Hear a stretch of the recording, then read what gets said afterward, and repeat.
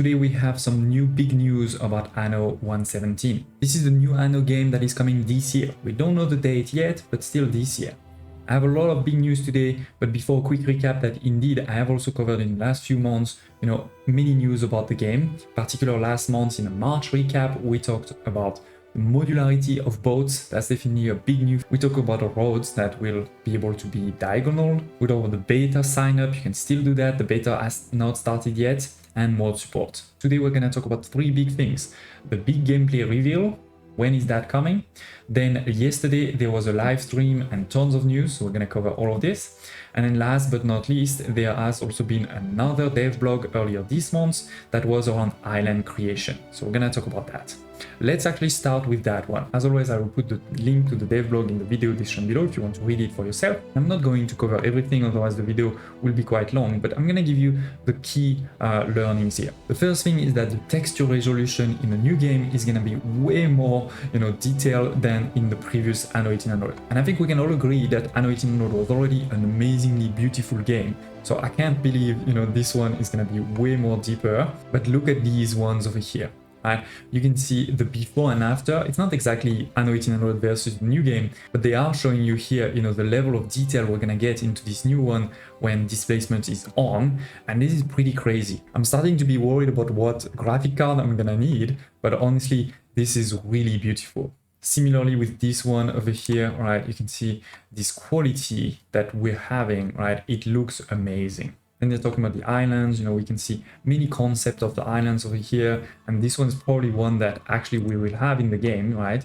So let's zoom in a bit more. And you can see that this island actually has a lot more kind of slope than before. They have said that the total slope that we could have before versus what we have now, while still being constructible, basically this part over here, or even there. In the past, you couldn't build anything there because the slope was too high. Now we will be able, to construct there. And I really want to focus on this last one there, where you can definitely see a couple of buildings too, right, that are on river slots, I think. So that is really confirmation that river slots are coming back. So this is a bit of a slightly technical dev blogs, but there is definitely confirmation that, first of all, we're talking about islands. Some people were still wondering, are we gonna have a lot of islands or just one big landmass? No, we're still getting a lot of islands. This is still an Anno type game, and you can see the level of details on those islands is pretty amazing. Now let's talk about all of the big news we got yesterday in the Twitch live stream. I'll also put that in the video description below, of course. And then at the end, I'll cover the big gameplay reveal. So in Anno 1800, we have three types of need. The basic needs, the happiness needs, or called sometimes luxury needs, and last but not least, we have the lifestyle needs. In this new game, my understanding is we will have only one type of need. These needs will sort of merge all three of these things into one. What that means is that to be able to upgrade your population to the next tier, you won't need to give all of the needs. And what it also means is that some of the needs will give you population, other they may give you just money, other they may give you a bit of money and happiness. Each good that you provide may not give you the exact same thing. Now, I personally think that it is not actually the biggest change that they're introducing here, but I do think it is actually a good thing. Is instead of having very different tabs with different needs, and some of them are focused for upgrading, some of them are focused on happiness. Now it's a bit more integrated with a lot more kind of optionality. Which one do you provide is on you to decide. The way bigger change that they've announced is coming later, but before, let's talk on some details here. First of all, maybe why are they doing this change? Well, I think it's pretty clear that one, as I said, they thought that three different types of need was a bit complex, but more importantly, they've explained that with this new system where, it's not like you have to provide every single need to be able to upgrade to the next tier, this will make it a lot easier for them to add new things, new productions, new DLCs in the future without breaking everything or without needing a completely new tier of population. For example, in Anno 1800 with Land of Lions, right, you have a new region, you have a lot of new goods, and those goods, to make them important for your old regions, what they had to do was creating a completely new tier of population, the scholars. Or what they had to do basically later on was to introduce the lifestyle needs, which were giving you more people or more money, but were not needed for upgrading your houses. Now it's gonna work differently. Basically, each of your houses will have categories of need. On tier 1 house, which by the way are called Liberty in the Italian region, you will have three types that you can see over here. One is food, one is fashion, one is public building. And at launch, they're saying, for each of these, you're gonna have two choices. For food, for example, it's sardines and porridge. And then similarly for the second one, fashion, right, there's two types of clothes that we can see. I think one of them is the hats, and the other, I guess you can call it toga or something like this. And then the third one, public building, you have the market is one of them, and the second, I'm not sure. But basically you have two choices. What will probably happen is that when we get our first DLC, instead of two choices for food, now there's the third one. And the important thing there is, as I said, each of these will provide things. For example, the sardine, they've showed us it is one population, one money. Whereas the porridge, they showed us that it is two population. So each of them will give you something. But what's important is you don't have to give everything. If you want to upgrade this tier 1 house to the tier 2, you will have to provide one of them. If you provide one of them, you have enough, your bar will get green. It's enough to go and upgrade this house to the next level, as long as obviously you do the same for fashion and public building. If you want to provide both, you can, and you move, your bar will move from green to gold, by the way, right? And you will get more population, more money, but you don't have to. This is providing, more optionality. And it's the same when you move to tier 2, right? Which, by the way, are in Italy called plebeians, apparently. You will get, still those three categories. You will get also a third category, which is called household goods, I think, where you have their oil and amphora.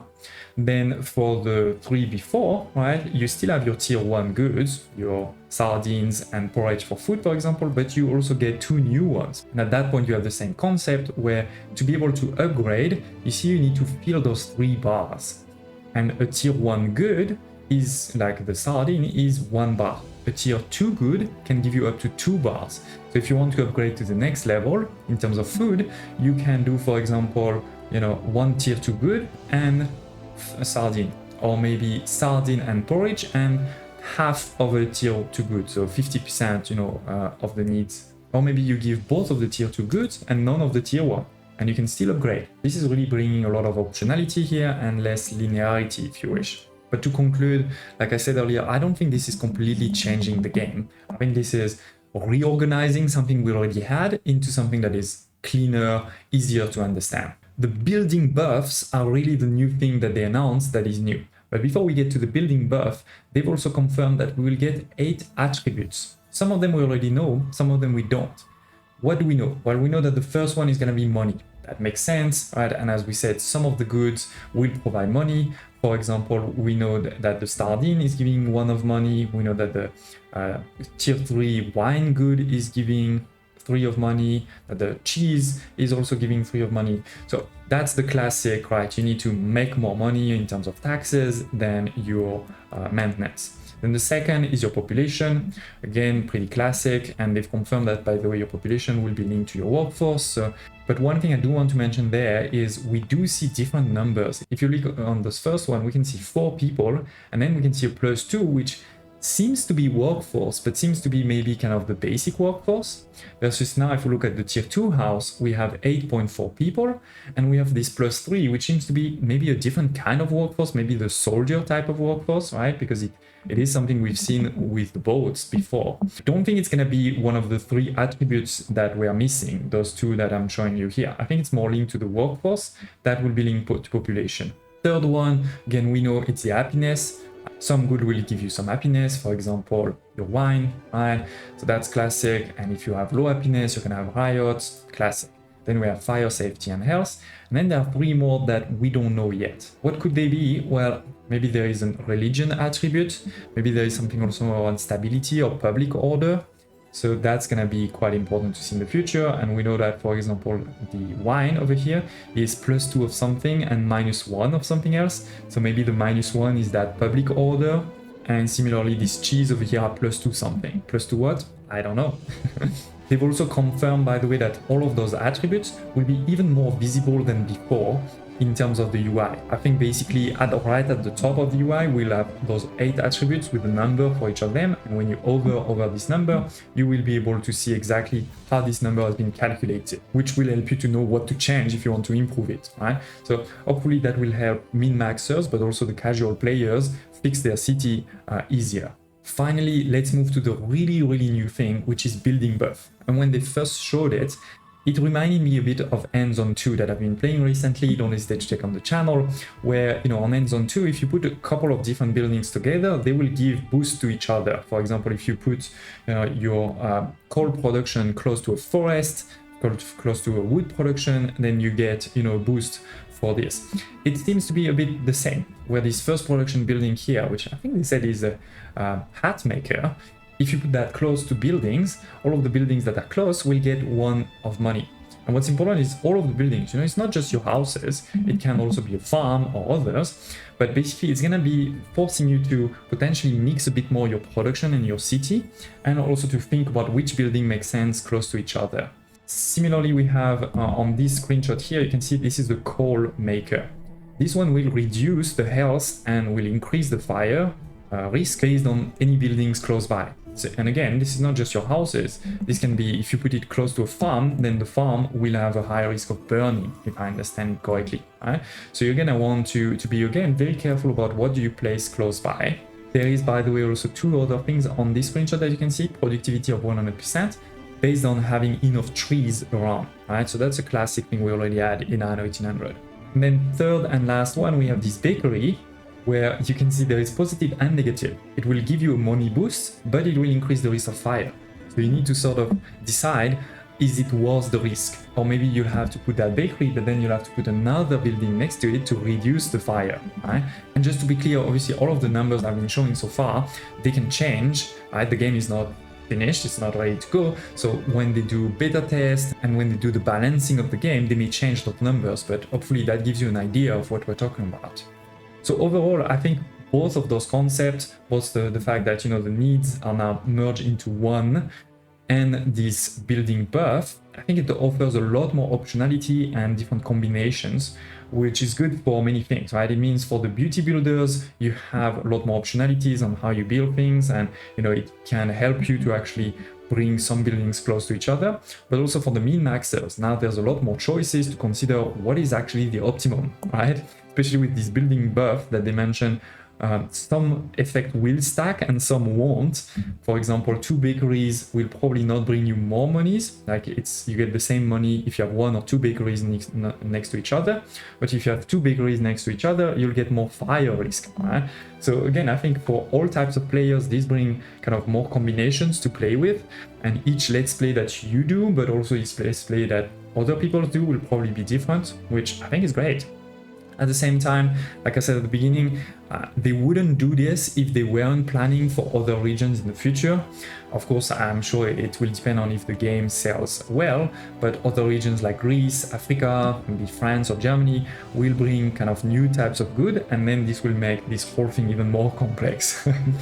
They've also, you know, hinted and teased that there's many other things that they haven't talked about still related to this, like, you know, ornaments can have some impacts too. They've also said that there will be other ways to influence those attributes, and they've confirmed a few other things like the production times of each building will be still visible, which I think is very important for min-maxers. They've also confirmed that items will still be there. So a lot of, you know, deep gameplay. So they've really talked about a lot of deep gameplay elements, which I liked a lot. I know a lot of people in the chat during the live stream were asking questions about many other things, like, you know, military, multiplayers, etc. And I think on purpose, right, they try to really focus on one thing and go deep in this one thing. Overall, I'm pretty pleased. I think there's a lot of interesting things that they've talked about, keeping a lot of what we like, but improving on it.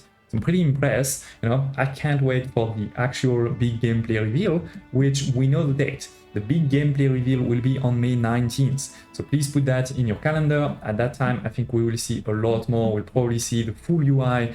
I'm sure we'll see some military aspect. They said we will definitely see the other attributes. So yeah, don't hesitate to tell me in the comment below if you have any questions, further requests, and I hope to see you next time.